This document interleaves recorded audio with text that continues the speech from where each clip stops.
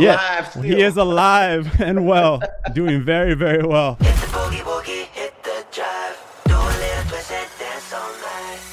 Now I don't like no whips and chains, and you can't tie me down. It was an Instagram message where this guy asked me, "Are you Dale that made the song whatever?" And I'm like, I don't like no whips and chains, and you can't tie me down. But you can whip your lovin' on me, baby, whip your lovin'. "Yeah, I am." They send me the music and tell me who it is that sampled the music and wants to use it. So I'm listening to the song. I'm like, damn, he did stuff to the song that I've never even thought of. Rihanna wanted to sample Soulful Moaning. I remember dealing with this company. What? I know. And I somewhat implied that you may not be alive anymore. Found your Instagram. Great, we found Dale. He is alive and well. I see you sharing it on your Instagram as well. And I was like, damn, now I feel like an asshole. Do a little twist and dance all night. Brand new podcast. This one's gonna be more focused on music and entertainment. It'll be on rumble.com streaming. But I'm very honored to introduce my first guest of this new journey. He has held the top spot on the Billboard Hot 100 for 6 weeks alongside Jack Harlow with their smash hit Lovin On Me. A man that is an absolute R&B legend out of Detroit, has been in the game very long and is finally getting the recognition publicly that he deserves. Please welcome Cadillac Dale. Thank you so much for being here, man. I appreciate it. Thank you, Kyle. That was a nice introduction, man. I'm glad that I'm the first one on your show. Me too. You're right. It took me a minute to accept that I'm a legend in my city. I'm convinced now. That's awesome. We have a lot to talk about, but I mean, again, thank you so much for joining me, for taking the time. I know you're an extremely busy person right now. But sure. let's start off with how we kind of connected, because it's a little bit of a funny story. For the people that don't know, people may be seeing it on TikTok if they follow me on TikTok, but it was right as Jack was teasing the Lovin' On Me. He put out the clip with the dog and stuff, and everyone was talking about the sample, the hook. And so I did a little bit digging, and I found that it was a song called Whatever, correct? From your Right. Soulful Moaning album that you put out 30 years ago now. Right. And I did some research, and at the time there wasn't a lot available because it was right before the song came out and blew up. And I went through my spiel, and I somewhat implied that you may not be alive anymore. And then someone had commented on the video, and they found your Instagram. And I was like, great, that's awesome. I made a second video. I'm like, great, we found Dale. He is alive and well. And then all of a sudden, I see you sharing it on your Instagram as well. And I was like, damn, now I feel like an asshole. I was embarrassed. It was perfect. It was beautiful, man. I remember when we saw it, me and my wife looked at each other like, they don't even know you're alive. This is great. It's like a Machiavelli type of thing, man. It's good when people don't know, to some degree, so I could make my entrance. You know what I'm saying? But no, it was cool, Kyle. It's all good. I take it how it come, man. So yeah, don't worry about that. I'm glad it brought us here. It let me know how serious this thing was, man. And it got a lot of laughs on my end, for real. I'm glad.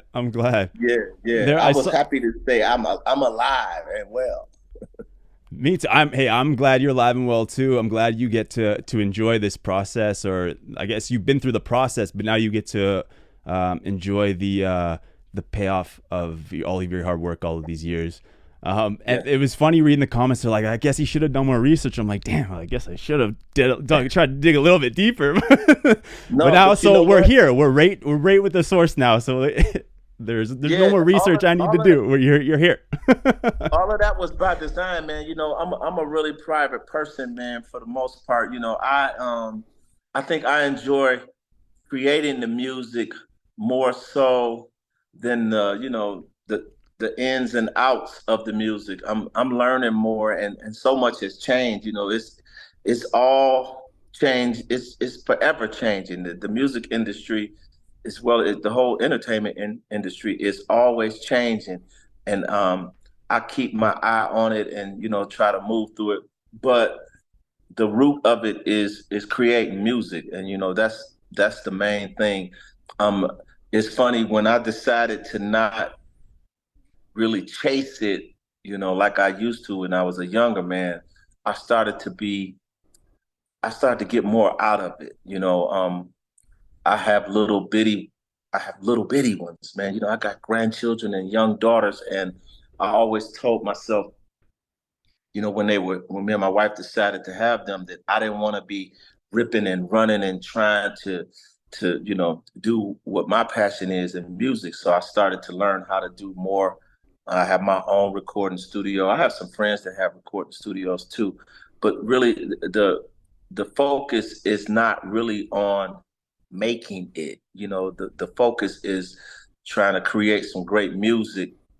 And it's funny, this whole Jack Harlow thing just kind of snuck up on me, you know, when I was already doing what I was doing. It's cool. I embrace it. It's been able to open some doors that had not yet been opened. So I'm grateful. That's awesome, and we'll touch on the you know the Jack Harlow song in a minute, but I want to touch on something you said there.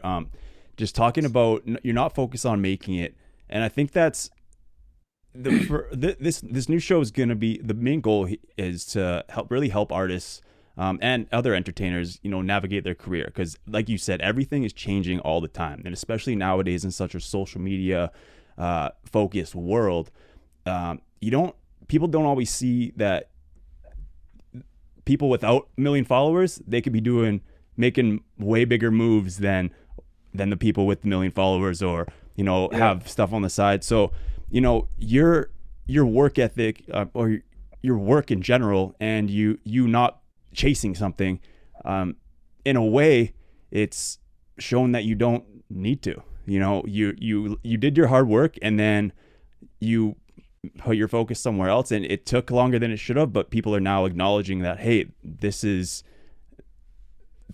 what everybody wants, and you know, sometimes it takes a little bit longer than, you know, overnight. That's true. You know, and like, I don't know if I said that properly, but no, yeah, you're right. I would have liked to. Well, you know what? Sometimes I said I would have liked to had gotten to that point sooner. But honestly, if I really were being truthful with myself, I'm really sure that it happened when it was supposed to happen, because there's so much that comes with it that no one talks about. I mean, money is one of them. Let's say you come into a bunch of money, man, and you don't really understand it. You might blow most of it. I've been there. Let's say even fame itself, man, is a very interesting thing. You know, especially when you're a private person.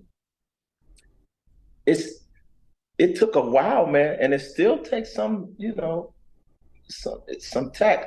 Every time I turn around, I hear this song, man. Yeah. You know, and all my friends hear this song. My children, my little girls are walking around singing that song. I was like, hey, wait, that's not for little girls. That's not for little girls. But their daddy is on the song, so I get it. It's an interesting thing, man. But to your point, it's the most important thing to me is creating the art. And for sure, this is really a testimony that the art will supersede anything. This is a song we did 30 years ago, man. And I always felt that, you know, if I put my heart into it, that it would sustain itself. I grew up listening or talking to, not just listening to, talking to MowTown legends. One of my OGs, his name is Clay McMurray. He's not with us anymore, so rest in peace to Clay McMurray. But he produced Gladys Knight and the Pips, If I Was Your Woman. And, you know, the things that he would say to me, it's like I almost want to carve them into my skin so I never, you know, would forget them. But he always told me a good record is going to be a good record forever. So do everything that you know how to do to try to do it to the best of your ability. He even taught me how to be overcritical. Before I'm done with a song, I swear I'll listen to that song 1,000 times. I can't listen to anything else. But after I'm done listening to it, I probably won't listen to it again. I'm similar. I'm similar. Yeah. Yeah. You know what I'm saying? You put your all into it and then you move on. Um, Music has never been really something I just wanted to do. It always felt like something that I had to do. I heard an artist call it a beautiful disease. Yeah. You know what I'm saying? Because That's a good way to put if it. man, when a song is on me, I can't really sleep the way I'd like to. My diet gets bad. I don't groom myself, and I'm a fly guy, man. But when the music is on me, man, I I can't really do some of the normal things because the song is on me and I keep hearing things to make it better. Or what about Yeah. this? And I'm also one of these type of artists. I can't sit down and write the song on paper. It's all in my head, and if it don't feel right as I'm singing it and it don't make sense, I have to just keep working it. So sometimes I'm around the house and I'm just mumbling and mumbling. And my wife was like, "Are you okay?" I'm like, "Yeah, it's this damn song." Yeah. I do that too. But I mumble to myself. I don't have anyone to call me on it. So if I have neighbors, they're probably like, "Who is this nutcase living next door? It's always talking to himself." Like, Right. but you kind of said it in a better way. You kind of said what I was trying to say in a better way there. Focusing on the art. And by not chasing, I didn't mean, not chasing your dreams, not chasing, what you want to do, but not chasing the numbers and the payoff, focusing on the art, because music is an art. It started as an art. It's always going to be an art. And that's really, why you should be doing it, because you love to make the art and not, because obviously you want to be able to sustain yourself off of your art, but chasing the views and chasing the numbers I think the music should be first, and you're a prime example of that. I agree. So let's go back to when you first started in music. You said you were how old did you say you were when you started? About 20? Yeah, when I Okay. started doing it on a professional level, but I can tell you, I was like maybe about 10 or 12. Okay. My mother bought me and my brother some instruments. We woke up one Christmas morning. There was a bass guitar there. There was a set of drums. There was an organ, and there was a lead guitar. Now, it was only three of us, but we had all of this stuff. So I'm the oldest. I was taking whatever instruments I wanted first. So I took the guitars, and look, I didn't have like little kid guitars. I had huge grown man guitars. So I was A real learning how to thing. play these things, as like grown men would. And it started with me and my brothers. I mean, I remember the first song we played, I'm Coming Out, the Diana Ross song. Yeah. My brother was playing the drums, boom, boom, boom, boom, boom, boom, boom, boom, boom, boom. And then that grew into me having all my friends in the backyard, and we had our own little band like the Cosby Kids. I said, "You play this, and I'm gonna play this." So it started like that.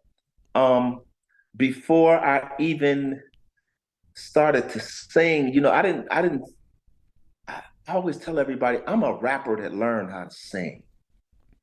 I wasn't always into singing, and it took me a while, but like I think in the last 10 years, when I tell people that I sing, I tell them that I am an amazing singer. I'm convinced, because this is something that I do a lot. I remember I was in the Caribbean with the family I work for, and they said, "Hey, you said you sing. Why don't you go up on that microphone?" I said, "Look, I'm going to warn you. If I go up there and start singing, they are not going to let us leave." And they laugh. "Oh, listen to him. He's talking shit." Kyle, I grabbed this microphone, man, and I can't even remember which song. I just told the band, "Play whatever you want to play." We turned that island out. They wouldn't let us leave. And they said, "Look, if you're going to have him singing like this all night, you're going to have to do something for him." They just started giving us drinks and food. I said, "I told you, this is something that I put a lot of time into, and I know that I'm pretty good at it." So yes, from a boy, when I turned about maybe 25, I started getting more into the recording aspect of it. Okay. And I've been on, I've been recording ever since. So you said you started as a rapper that learned how to sing. So when were you writing raps at a young age before you picked up the guitar, or? Well, not really. It's funny when rap music came into play. Really, I wasn't really into it. Like when everybody was in love with NWA, I wasn't. I was listening to jazz music. The girls used to call me corny because I didn't listen to, to rap music. I was always listening to jazz stuff. Okay. I only started getting more into hip hop when I heard A Tribe Called Quest, and that's when I started getting more into it. And even then, I was more into DJing before I ever started rapping. Okay. But when I did get more into um, recording it, I started recording songs as a rapper. As a matter of fact, I'm trying to find this song that I did with a friend of mine. His name is Champtown. He's really the Detroit pioneer of rap. Okay. He was the first person I ever saw that had their own cassette and record. I thought that you had to get a record deal to do that. He had his own. He was going to record at Paisley Park as a teenager. I don't know how he was pulling this off. He was a teenager, man, Wow. recording at Paisley Park. So, yeah, I can't remember how I got to the point where I start singing. Again, my mother, she always, my mother was super, super duper positive. It's the reason that I feel like I can do anything is because of my mother. I never knew the word, well, this you might be able to do it. I never really understood that. My mother put this confidence in me to just do whatever I felt I wanted to do. Even with music, she told me, when you're making music, don't consider yourself a rapper or a singer or a jazz artist or a gospel artist. So she said, do whatever you feel that you want to do. She's like, this is free. You can create whatever you want to create. Just be an artist. And yeah, exactly. Just be an artist. Kyle, I like all the music. I was talking to a guy today. I asked him, I said, you ever heard of the Soggy Bottom Boys? I haven't. Do you know? No. What? No. You're in Nashville, right? I'm in Calgary right now, but I lived in Nashville for about 7 months in 2022. Yeah. Okay, look, the Soggy Bottom Boys were the movie Oh Brother, Where Art Thou? The George Clooney movie. Remember that movie? Yeah. Okay, in that movie, that the song that he was singing, he was a part of the Soggy Bottom Boys, the Constant Sorrow. I think that's the name of the song. Man of Constant Sorrow. Bluegrass music. It's one of the most beautiful forms of music on planet Earth. I mean, man, I dabble in all of it. But as an artist, it can be very conflicting, especially in the business, because in the business, it's almost like the grocery store. These are the apples, selling the apples. Here are the oranges, we're selling the oranges. So you can't be an apple, an orange, and a banana. You know what I'm saying? They kind of put you in this lane, but I don't really know anything about that lane. I just do what I want to do. And then when I get older, I'm really gonna do whatever I want to do now, because I'm a grown man. But Yeah. I'm into all of it, man, and that's because of my mother. Man, that's awesome. My mom did a lot for me too. Like I owe, I think, everything to my mom. So I mean, a similar situation as you. I always promised my mom I was gonna buy her an island too. And she held that to me. I promised that when I was like 14, and she never let it go. I'm like, don't worry, mom. I'm gonna be rich and famous. I'm gonna buy you that island. I know that's right. I agree with you. Yeah. So when did Soulful Moaning start to design into a project? Because you did that as a duo, correct? Yeah. So that had to be, I think that was 90. Okay. The other guy, his name is Shawn. We did an album. The album was very unique. It was one side of the album was a rap album, and the other side was an R&B album. That's when you had A and B on cassettes and stuff like that. Yeah. So we did that record.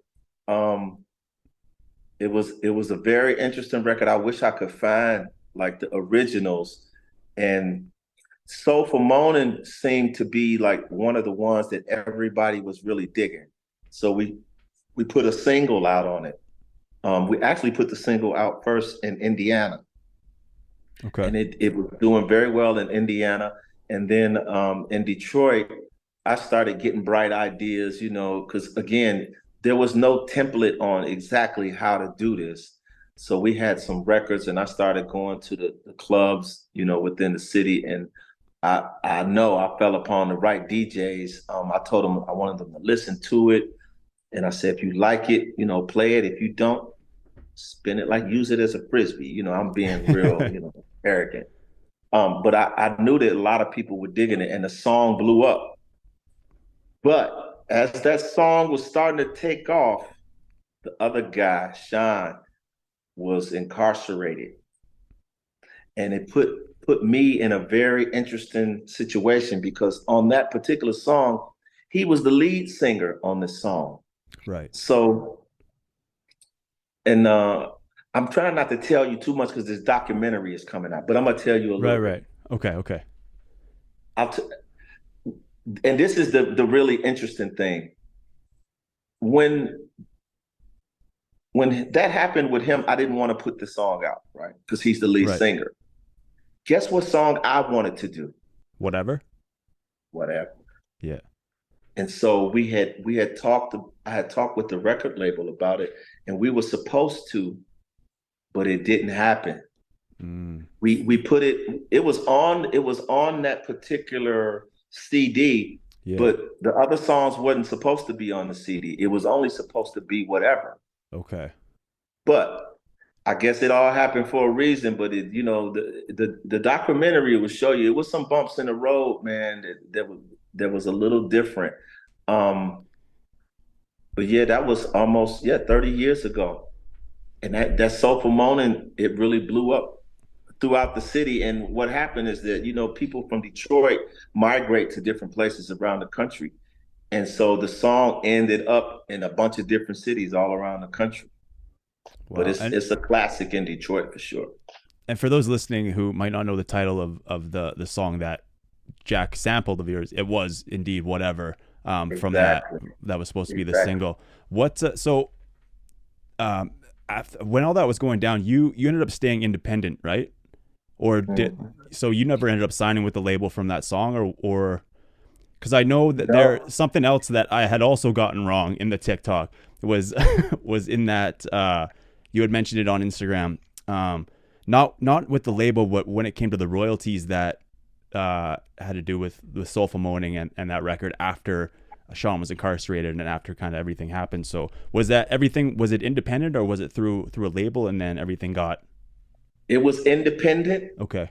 We were on the verge of it going national, and that's what I'm going to hold on to and not tell you right now. Okay. But hey man, this story is heartbreaking yet glorious. Because I found out things from,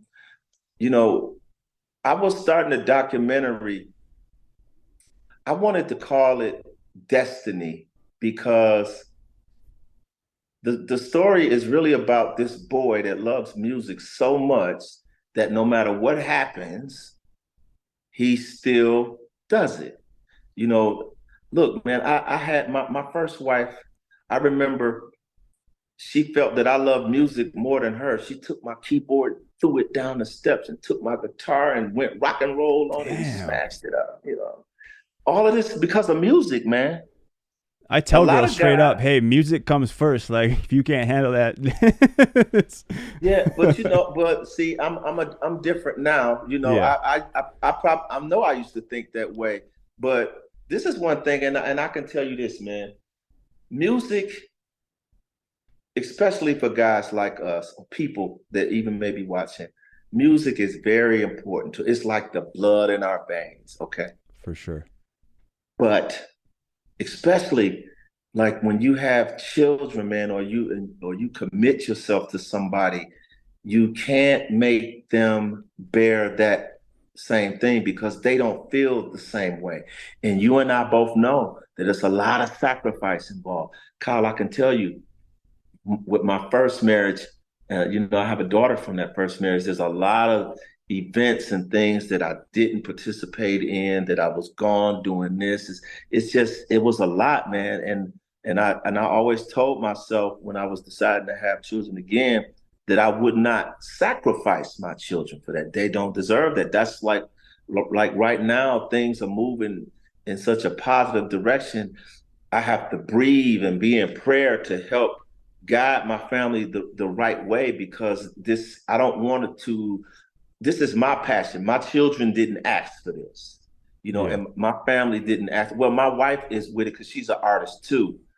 But even then, even though she's private and she's focused in a more artistic way too. My wife, with my whole family is talented, man. But what I'm saying is that I just can't sacrifice my family like that. So For sure. I'm trying to get off. I'm getting off track a little bit. So my first wife took my instruments, man, and broke them up, but it never made me leave music. And I remember a guy asking me a couple years ago, because he was asking about Soulful Moaning. He was like, "Man, that was the jam, but why did you stop?" I was like, "I've never stopped.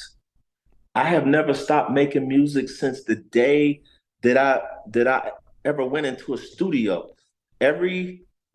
And I learned this from my mother. My mother said the ball doesn't have to keep rolling fast, but it has to keep rolling."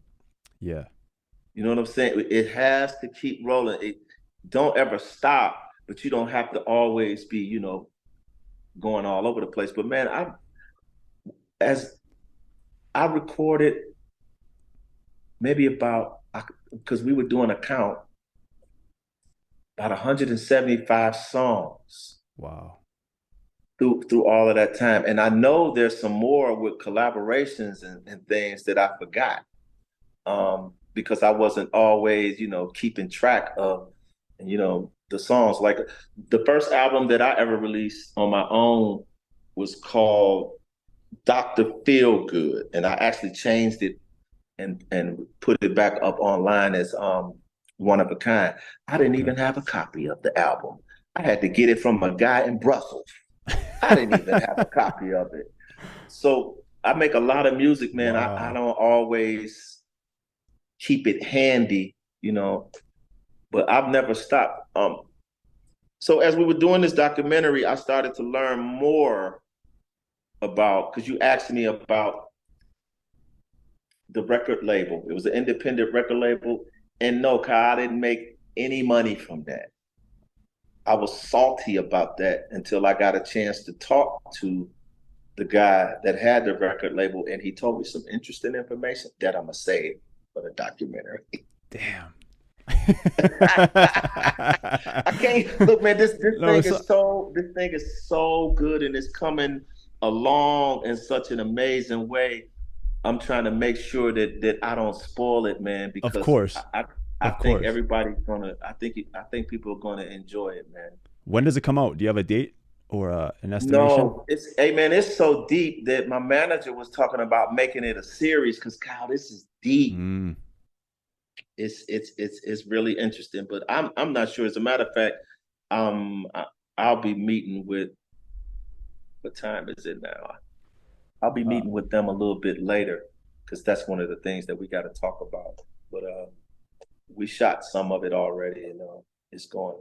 We were shooting it before Jack sent me this message that they wanted to use the song.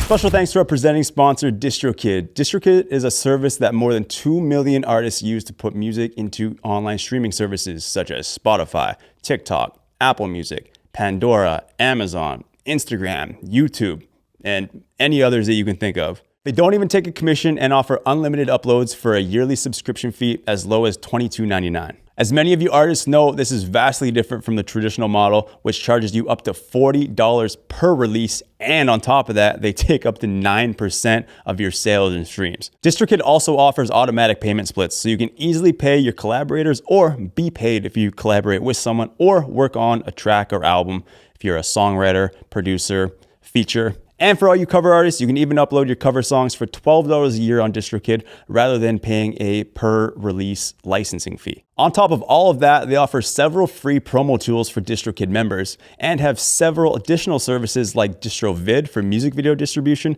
and Mixia, their instant mastering service. If you're curious about artists who have used DistroKid and want to hear more about it from them, check out some of the testimonials at distrokid.com/love. DistroKid's goal is to reach more independent artists so that they can get their music out there. Use our promo code THE1SHEET for 30% off your first year when you sign up for a new DistroKid membership. Again, that's THE1SHEET for 30% off your first year when signing up for a new membership. So let's get into that. So how did that come across? Because I read somewhere that you said it kind of just fell into your lap. And as we've been talking about, you're not chasing it. So how did this opportunity come up? I remember one morning, and my wife, if she's watching this, she will disagree, but this is what I remember. Okay. So one morning, I wake up in the morning.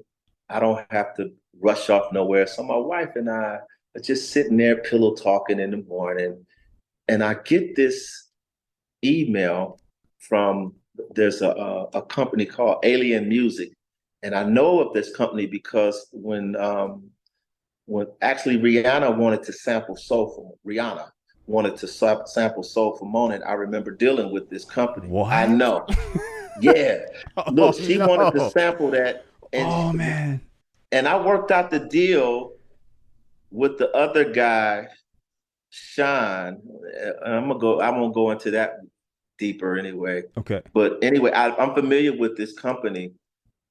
And no, actually, I'm sorry. I didn't find out it was that company until later. It was an Instagram message where this guy asked me, "Are you Dale that made the song whatever?" And I'm like, what the fuck?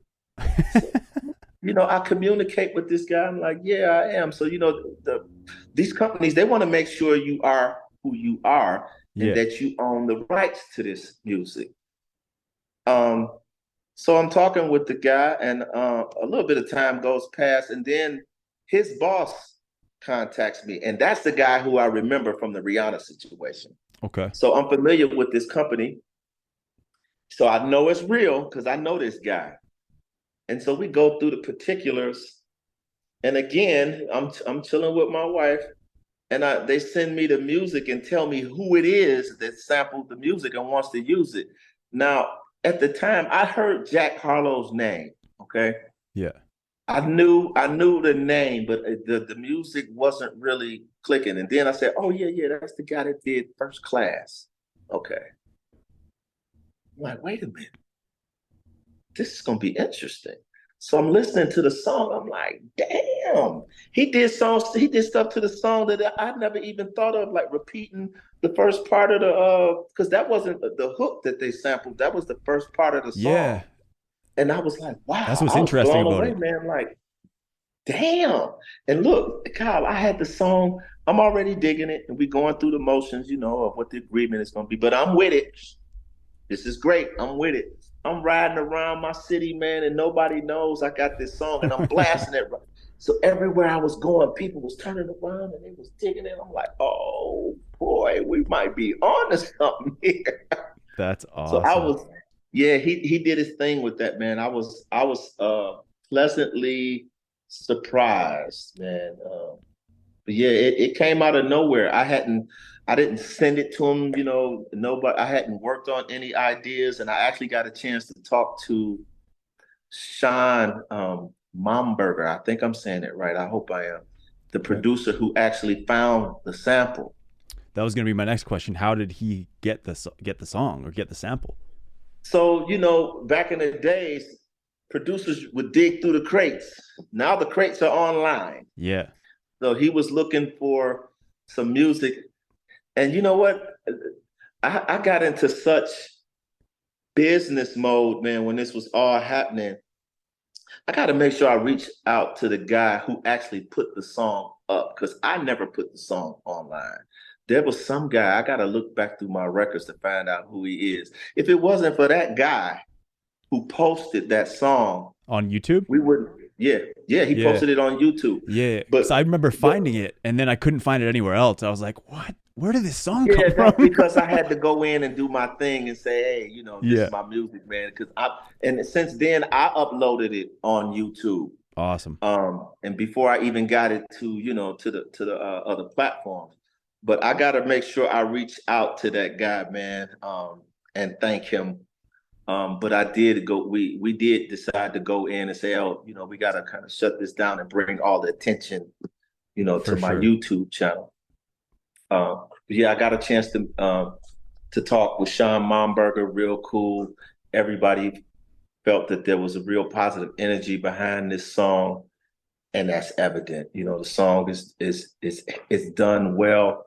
I think it's going to continue to do well. I think it's going to be a song that people are going to be listening to for a long time. Definitely. I mean, it popped off right away just from the sample of your vocals.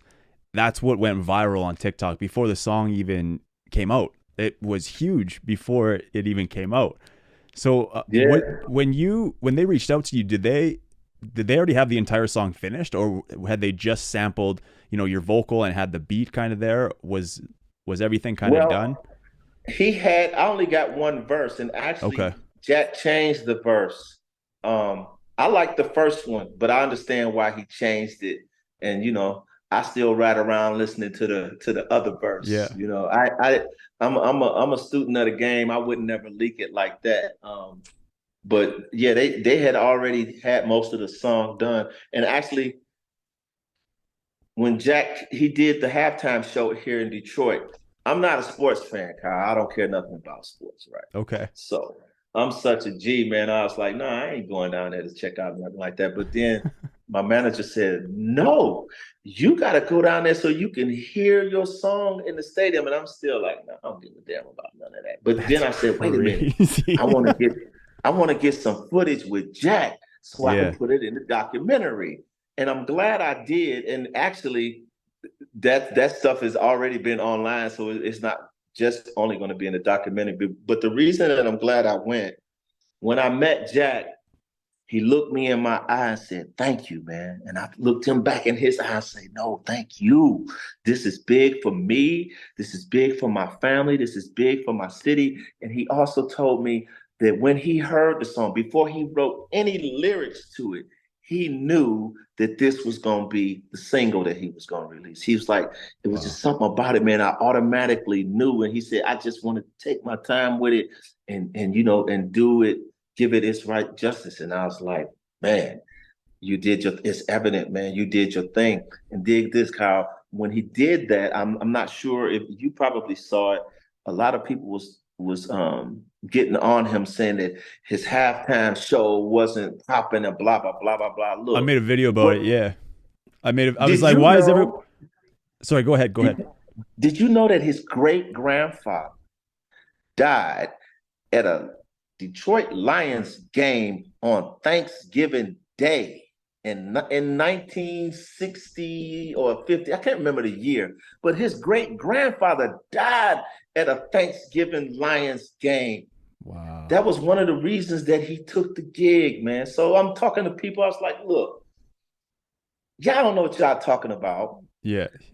Secondly, everybody came there for the game. They didn't really come there for Jack Harlow. I think I was probably the only one that came there for Jack Harlow, because I didn't come for the game. I'm not in the sports, man. For sure. And I don't, if you, this was funny. If you pay attention, the whole stadium is full of blue and gray because that's the Lions color. Here I come walking in an all red suit, coat and red hat, like Santa Claus, the black Santa Claus. And I did that on purpose, man. I did that to stand out. Absolutely. And I just wanted to meet Jack, man. Because actually in the stadium, the song didn't sound like I thought it would, because it's loud, man. Yeah, it's a stadium. Yeah, but Jack hasn't. I don't think he's responded to any of that. As I know, if I was in his situation, I probably wouldn't. But he don't have to.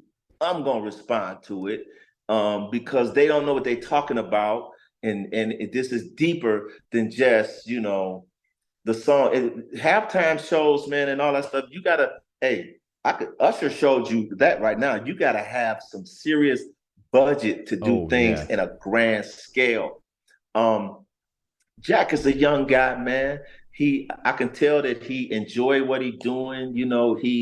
He's growing, and actually, man, I hadn't really got into his catalog again. Like I'm telling you, I didn't really know all of his music, but there's a song he did on his last album called "They Don't Love It." Yep. Love that record. Look, man, he don't know it, but I've been working on a remix for that record. And on that remix, I'm singing on that record with him because Jack, I understand they don't love it the same way we do, and I think you understand too, Kyle. A lot of people like to Absolutely. do this, but I don't know, man. Some of them don't love it like I do. I mean, I'm a testimony, man. I'm talking about, look, I never quitting or stopping or no longer doing music has never really been an option. I'm like, what else would I do? I don't, I honestly feel that this is one of the things that my Heavenly Father wanted me to do. And it don't feel right to just not do it. I don't. So I understand what he's saying when he said they don't love it. Um, I'm rambling, man, because I'm just all of No, these no, no. things are just coming off the top of my head. But yeah, I've been working on a remix for it. That's It's awesome. just it's close to what he had already did, man. But I heard something, and I'm confident that if this young man sticks to the things that I hear him saying, and if he can keep negativity away from him, which it seems like he's pretty good at, he Yeah. seems like he's good at staying rooted into the people that know him, and really being true to what he's trying to do. I think this is just the beginning for that young man, and I'm happy to be a part of it. And I'm the ultimate collaborator. I collaborate with a lot of different artists, man, from all walks of life. My partner that did the current album that I have out now called Universal. He's from Poland. He's the biggest rapper in Poland. He Wow. would, amen. When the Jack Harlow song was blowing up, he would be at a concert in Poland with thousands of people, and he would FaceTime me and play the Jack Harlow song. So it's thousands of people watching him on the phone with me, and then he turned the phone to the crowd, and all these people, man. That's So awesome. I work with a lot of different people. It's all about the music. That's the language right there. Even at times, I don't even know what some of my partner's songs is talking about. Even though I sang the hook on someone, he has to tell me. He has to tell me what the song is about before I can even get into it. So I'm all about collaborating, man, and I'm hoping that I get a chance to do some more stuff with Jack. That'd be awesome, man. And I mean, that halftime show for one. I mean, I didn't find a problem with it. Like I said, I made a video about it. I was like, what is everybody talking about? Like I said the Yeah, same thing you did. I said, for one, it's a gigantic stadium and everyone's there to watch the game. They're not there to watch a Jack Harlow concert for one. So the crowd, yeah. the crowd was irrelevant to me. He didn't sound Right. bad at all either. So No, anyone, like, his buddy looked a little bit high, but like other than that, like, it was a pretty, like, there was nothing wrong with, right. with the Hey, look, performance at all. I was like, what are these that's what people I'm talking saying. about? That's ain't nothing better than bringing your homeboy with you, man. Yeah, And he just there. He happy. He's like, you see me at the halftime show with Jack. Look, man, that go a long way, man. I don't care what nobody say. for sure. And then to add on to your point about um them not loving it. And I mean, you've probably had the same, but I've been told my entire life, find something more realistic. Get have a backup plan. Have do you blah blah blah blah blah. Like, when are you gonna give it up? Like, never. Like I Exactly, man. I have been almost homeless multiple times because I refused to, go get a real job again. I left my last real job, I think 3 years ago now, and I haven't looked back. Has it been a roller coaster? Absolutely. I'm not, the richest guy in the world. There was one point, it was funny earlier when you talked about blowing money. There was one point where I had the most amount of money that I had. It was just after COVID. I went to Nashville, spent it all. I thought I was balling. I was like, shit. And then the crypto game crashed, and I was like, oh, there goes all of it. Wow. Yeah. See, that's my point, was like, but like I instead of putting it into all my music, I spent a lot of it on music, but I spent a lot of it just bullshitting around thinking I was a baller in Nashville, and I was like, damn, I'm glad I didn't do that with millions of dollars. Now I learned my lesson. I'm like, okay, when the millions come, we're not gonna make that mistake. And I quit drinking since then, so that's not an issue anymore. It's like, okay, we're set. But I'm getting off topic now, but I love your point about people just don't understand, the passion and the love that we have for music. And I mean, other people, the only people that do understand are the people that either have the same passion for music or have that same passion for something else, whether it's TV, film, art, cooking, anything, just anything that you have a passion for. Exactly. People don't understand until they have that, until they get it in their mind where they have that resilience, and they're just not going to give up until, they achieve that. Yeah. Yeah. I agree with you. My wife is like that. My wife is like one of the best chefs in North America. I can tell you this. She makes the best soup in North America. That's really? A fact. What kind of soup? So my wife she makes French Caribbean soul food. So these soups are more Caribbean inspired. We even have a name for it. It's called soup c'est bon. Okay. You Canadian, you're French, right? I mean, they made us take it up until like grade 7, and then I never touched it again. I took Japanese in high school. I was like, I want to get as far away from French as I can. so soup c'est bon means soup is good, or a good soup. But yeah, she has passion like that. Even to the point, man, where if I try to tell my wife something about that, she say, "Stop! Don't tell me anything about that." So I understand. But you're right. If a person, you have to love it, man, to go through all of the things it's going to take you through. I remember, Kyle, what's worse than being booed? And I've been booed before. What's worse than being booed? I remember, man, I did this. It was a small event. I sang my song, man. I sang my heart out. And when I was done, it was like they didn't even know I was there. I was like, there's no reaction at all. Damn. Oh, Kyle.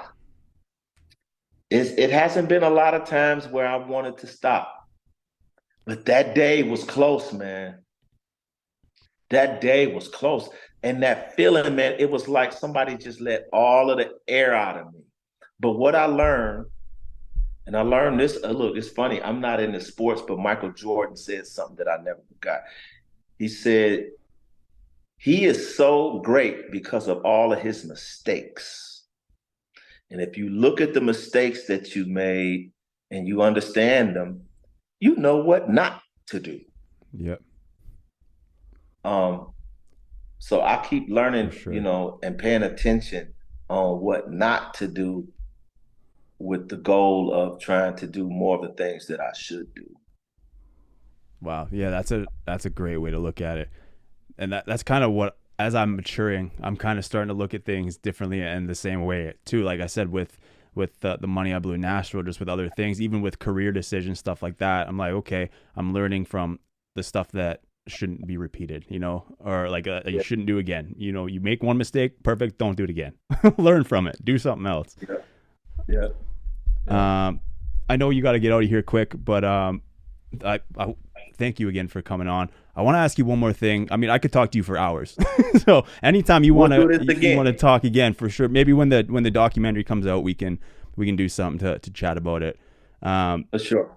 But as someone who's a veteran in the industry and has shown that resilience and never gave up, kept going, what would you say to new artists or new entertainers that are just coming into the industry or haven't quite figured out how to navigate their careers or what to do, or just what would you say? What would you say? The very first thing I would say to anybody especially somebody that's making music, no matter what type of music it is, whether it's techno, hip hop, gospel, country, bluegrass, get an instrument.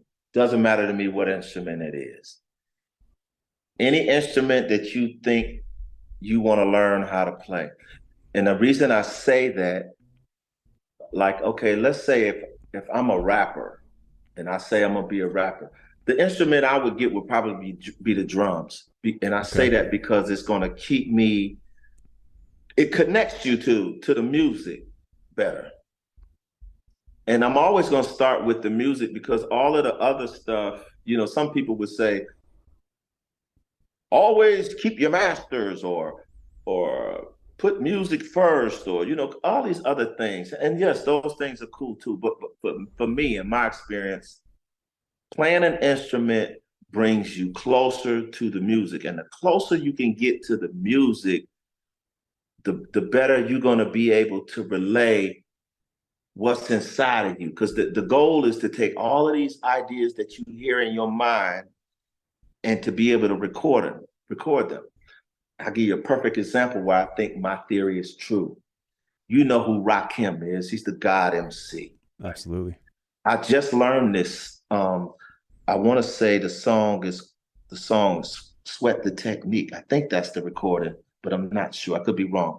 Anyway, I found out that it wasn't a drum machine on that song. Rakim played the drums on that song. He played the drums on that song. Anderson .Paak is another guy who's amazing. Yeah. He plays the drum. So I just feel that when you connect it to an instrument, man, it just brings you closer. It's kind of one of my pet peeves when I meet different artists, no matter what type of music they do, whether they're singer, rapper, whatever. I ask them what instrument they play. And when they tell me they can't play they don't play any instruments, I'm like, okay. It's a different level of respect, man. At times, I was a bachelor for a short time, man. I used to have my guitar in the bed with me. I'll be playing all night. Then when I'm done playing, I just put it to the side and go to sleep. Every now and then, if I get sick in my house, if anybody gets sick, they got to go to their own space, and we're gonna treat you like a king, but you got to go to your own space. If my daughters, you get treated like a queen, but you got to be in your own space. So whenever I get sick, I got my guitars in the bed with me, man. So it's a marriage to the instrument, man. And I just found it to be the best way to become one with the music. So that would be my advice to any artist, to pick an instrument. I don't care if it's a ukulele or a harmonica, whatever it is you think you like, go get one. And it's a lifelong thing. Anybody that plays instruments, you don't just learn how to play it to a certain extent. You always play it because, it's just a part of you. So that would be my advice. Awesome. Great advice. I'm going to have to pick back up an instrument and relearn some of them after that. Which one did you play before you didn't pick it up no more? I mean, I really wanted to play drums in middle school when we did band. Some other guy, I had braces, he had braces, but he's like, oh, playing like a trombone or trumpet, it hurts my mouth. So he got stuck on drums. I was like, what? I got braces too, like not bothering me. But I ended up playing trombone. I played some of the drums, but have no skills in it at all since then. I've wanted to learn guitar for a really long time, and I've got a small keyboard here as well that I'm gonna be learning more for digital stuff. But I would want to learn acoustic guitar. Is my main one. Yeah, pick it up, man. I just came across, my brother gave me a 12-string guitar. Look, my brother is in the sanitation business. He found this on his route. Wow. This guitar is beautiful. I was like, somebody threw this away. And you know what? One of my buddies reminded me, man, when I was a janitor, he said, man, I remember one time we were pulling the garbage and you found this guitar and I saw you playing that guitar in the locker room or the janitor's room, you know, where we would all change clothes and stuff like that. And he said, I saw you make a song from that damn guitar. I was like, damn, I forgot about that. You right. And I told my manager, I recorded that song. I never released it, but I can't find the tapes. So I actually just bought me a newer guitar. No, I'm getting off track. I got a 12-string that I don't know how to play because I've never played a 12-string guitar. But I'm going to record that other song because I never released it, man. Who knows? Somebody might want to sample. Hey, man, I would love to collaborate at some point. I'm working on new music right now, and I would love to work with you for sure. All right, send me some ideas, man. Let me, let me hear where you're going with it, man. And I would love to hear that remix too. I won't leak it, I promise. But if you want to give it to an ear, let me know. The remix, what's it? You just touched on something else that I didn't tell you. Tell me which remix are you talking about? The Jack Harlow. Yeah. Okay, yeah, I'm gonna share that with you. But look, when Jack did "Lovin On Me," I got a version of "Lovin On Me" that I did. Again, I don't want to step on no toes, right? I said, I'm gonna hold this. I'm just gonna hold this. And I said, I'm gonna release mine when everything is starting to die down. But hey, thankfully it ain't really died down. Yeah. It's still popping. I think we're number 2 and the predictions say it's gonna be going to number 3 because Kanye's album is this other single is doing well and Beyonce. So it's starting to move around a little bit. But anyway, I got a version. I actually wanted to do it as just a reel because it's only one verse. But here's a good sign. Whenever I play it, my daughter say, play that again. I play it for my wife. She said, play that again. Those are the signs that we want to look for, man. You know, when somebody wants to hear that song again. So I'll make sure you get that too, man, before I throw it out there to the world. But, you know, it's going to be pretty fly. You know, I'm from Detroit. East Side City Slicker. You know, I'm a little different than this modest guy that you see in front of you with, you know, with the little, you know, just the work shirt and all of that. I'm one of them fly guys, Kyle. Hey, I noticed from that suit, man. Yeah. I get down like that. Yeah, I'm glad we talked, man. You make sure you keep in contact, man. I want to hear what type of music you're working on, man. I'm all about the creative energy, man. You know, I think it's a blessing when people are able to do that. You know, music is very, very deep. I heard a guy say something downplaying music, and I told him, you're a fool. Your life would not be anything if you didn't hear music. Why do you think birds sing, Dodo? You know, it's a gift, man. It's nothing. I mean, and to be able to make it, man, is really a blessing. So I want to hear what you're working on and see how we can build something. 100%. I would love to. It's an honor, man. Thank you so much again for taking the time. Like I said, we could talk for hours and I would be just fascinated just listening to you and your experiences and your knowledge. Again, thank you so much for taking the time in your busy schedule, especially with everything going on. It's an honor. We'll have to let TikTok know that we have connected and that I'm alive still. He is alive and well, doing very, very well. So thank you so much. Appreciate it, man. Thank you, man. And thank you for being the first guest of the brand new show.